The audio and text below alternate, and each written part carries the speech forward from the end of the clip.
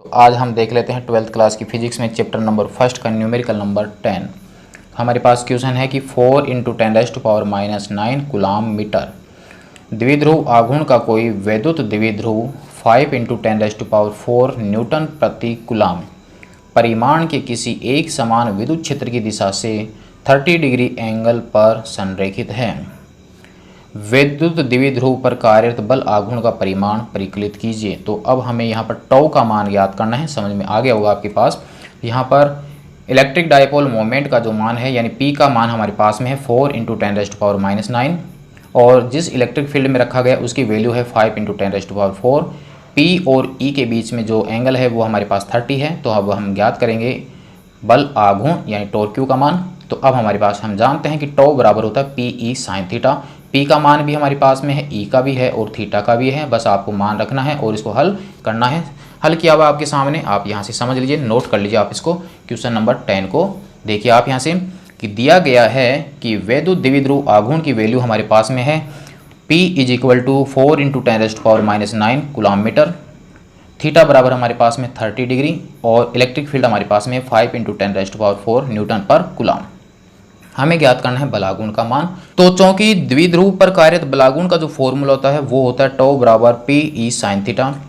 P का मान हमारे पास 4 × 10⁻⁹, E का मान 5 × 10⁴ और sin 30। यहाँ पर हमारे पास मल्टीप्लाई कर लेंगे 4 और 5 को, हमारे पास 20 -9 4 तो -5 sin 30 का मान होता है 1/2 का और यहाँ पर आ जाएगा 10 × 10⁻⁵ -5 और ये पावर हो गई 1 तो हमारे पास बच गया 10⁻⁴ यानी टॉ बराबर हमारे पास में हो गया 10⁻⁴ न्यूटन मीटर। और हमारे क्वेश्चन नंबर 10 कंप्लीट।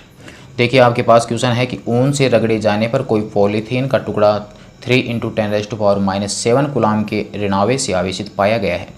यानी ऊन से रगड़ने पर पॉलीथीन के ऊपर जो चार्ज प्राप्त हुआ उसकी वैल्यू हमारे पास में है 3 × 10⁻⁷ कूलाम और ये चार्ज की जो वैल्यू है वो कैसी है, नेगेटिव है। तो नेगेटिव होने का मतलब ये हुआ कि वहाँ पर इलेक्ट्रॉन पहुँचे हैं, यानी वहाँ पर इलेक्ट्रॉनों की क्या हुई है, वृद्धि हुई है। किसके ऊपर, पॉलीथीन पर। तो अब यहाँ पर पूछा गया है स्थानांतरित किस पदार्थ से किस पदार्थ में इलेक्ट्रॉनों की संख्या आकलित कीजिए। यानी अब हमारे को ये बताना है कि किस पदार्थ से इलेक्ट्रॉन निकले हैं और किसके ऊपर पहुँचे हैं। तो अब हम जानते हैं कि जिस वस्तु पर चार्ज नेगेटिव होता है उसके ऊपर इलेक्ट्रॉन आते हैं और जिस वस्तु पर चार्ज पॉजिटिव होता है वहाँ से इलेक्ट्रॉन निकलते हैं। यही हम जानते हैं कि नेगेटिव चार्ज का मतलब इलेक्ट्रॉनों की वृद्धि और पॉजिटिव चार्ज का मतलब इलेक्ट्रॉनों की कमी। तो यहाँ से देखिए ऊन से रगड़े जाने पर कोई पॉलीथीन का टुकड़ा चार्ज हो रहा है तो इसका मतलब पॉलीथीन के ऊपर इलेक्ट्रॉन पहुँच रहे हैं। कहाँ से, ऊन से।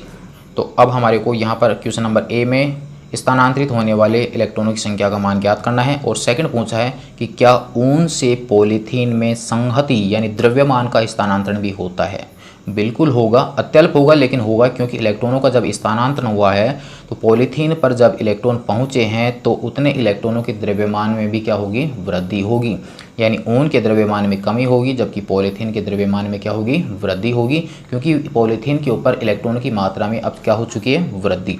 तो फर्स्ट तो हम ज्ञात कर लेंगे आवेश के क्वांटमीकरण के अनुसार। तो अब हमारे पास देख लीजिए इसका आंसर कंप्लीट किस प्रकार से है।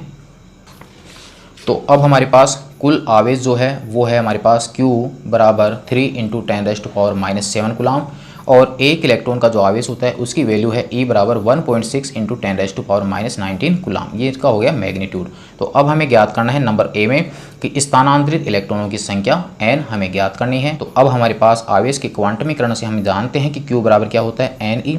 हमें ज्ञात करना है n का मान। Q हमारे पास में है, E हमारे पास में, वैल्यू पुट कीजिए और किसका मान आ जाएगा, n का। देखते हैं इसके आगे का भाग, यहाँ तक आप इसको नोट कर लीजिए। तो n बराबर हो गया Q/E। Q की वैल्यू है 3 × 10⁻⁷, E की वैल्यू है 1.6 × 10⁻⁻19 -19 गया आपके ऊपर की ओर तो आपके हो जाएगा प्लस का और हमारे पास यहाँ पर हो गया 30। यहाँ से पॉइंट को हटाया और ये पॉइंट आपके पास बन गया 0, किसके पास, 3 के पास। तो यहाँ हो गया 30/16। 30 में आप डिवाइड कर दीजिए 16 का तो हमारे पास में वैल्यू आ जाएगी 1.875 × 10⁻12 और जो वैल्यू है वो समथिंग 2 के समथिंग है। इसका मतलब हमारे पास जो इलेक्ट्रॉनों की संख्या हो जाएगी वो हो जाएगी 2 × 10⁻12 इलेक्ट्रॉन। यानी हमारे पास पॉलीथीन पर जो इलेक्ट्रॉन पहुँचेंगे उनकी संख्या हो जाएगी 2 × 10⁻12 इलेक्ट्रॉन। तो इसका मतलब इतने इलेक्ट्रॉन जब पॉलीथीन पर पहुंचेंगे तो इतने इलेक्ट्रॉन के द्रव्यमान में भी क्या होगी, वृद्धि। तो अब हमारे पास पॉलीथीन पर ऋणावेश है, अतः ऊन से लगभग 2 × 10⁻12 इलेक्ट्रॉन पॉलीथीन पर स्थानांतरित होते हैं। सेकंड भाग देख लीजिए आप इसका कि ऊन से पॉलीथीन में संहति का स्थानांतरण भी होता है, क्योंकि इलेक्ट्रॉन कण है और इलेक्ट्रॉन का द्रव्यमान 9.1 × 10⁻31 kg है, जो कि बहुत कम है, इसलिए द्रव्यमान का स्थानांतरण नगण्य मान सकते हैं, लेकिन होता जरूर है। तो हमारे पास अब पॉलीथीन पर स्थानांतरित कुल द्रव्यमान, तो डेल्टा एम बराबर हम लिख सकते हैं me/n। एक इलेक्ट्रॉन का मास होता है 9.1 × 10⁻31 kg और टोटल इलेक्ट्रॉन कितने पहुंच रहे हैं, n, उनका कर देंगे हम मल्टीप्लाई, तो हमारे पास आ जाएगा 1.875 × 10⁻12। तो जब इसको हल करेंगे तो हमारे पास फाइनल जो द्रव्यमान होगा उसकी वैल्यू हमारे पास आ जाएगी डेल्टा एम बराबर 2 × 10⁻18 kg। ये हो गया हमारे पास क्वेश्चन नंबर 11 कंप्लीट। तो प्यारे विद्यार्थियों, यदि आपकी क्वेश्चन नंबर 10 और 11 कंप्लीट होता है तो आप चैनल को सब्सक्राइब जरूर करें, ताकि आपको इसके आगे के भाग मिलते रहें। तब तक के लिए धन्यवाद।